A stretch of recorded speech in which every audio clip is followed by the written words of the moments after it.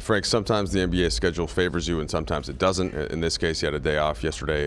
Atlanta had to play here. Does that make an impact in the way that you approach a game at all, or is it the same as usual? It really doesn't. Whether a team played the night before or not, we do our work, we prepare. Sundays we may have a shoot around in the morning. Typically we'll come down here and have an afternoon walkthrough, and that was the case for today. But whether a team played the night before doesn't really impact anything for us. What's the key with Trae Young? What have you seen from him this season?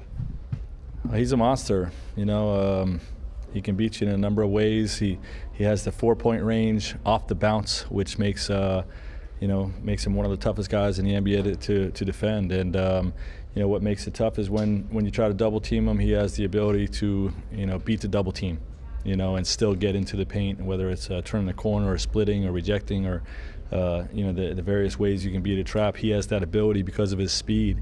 And when you add on 9 assists a game, he's sharing it as well and getting his teammates involved. So it doesn't matter what their record is. It doesn't matter what happened last night. This team came in and beat Denver a couple games ago, and we're going to have to be at our best to beat them.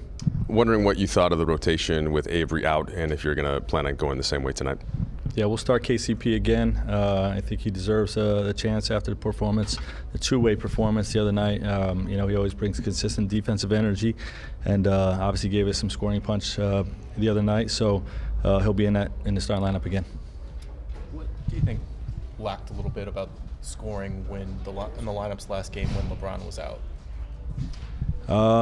We have Rondo in the mix now, and we were playing against a team that was trying to junk the game up. You know what I mean? So when we're trying to work in new guys and the team's playing,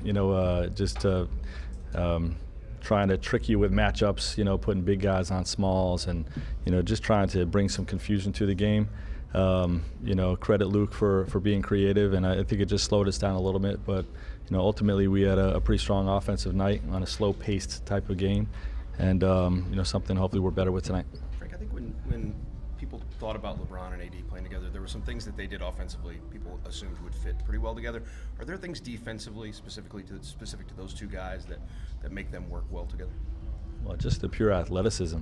The more athletes you have on a defensive end, the better. And both of those guys have the ability to bring pressure to the perimeter and clean everything up at the basket because of their pure athleticism. So, that's probably the biggest thing.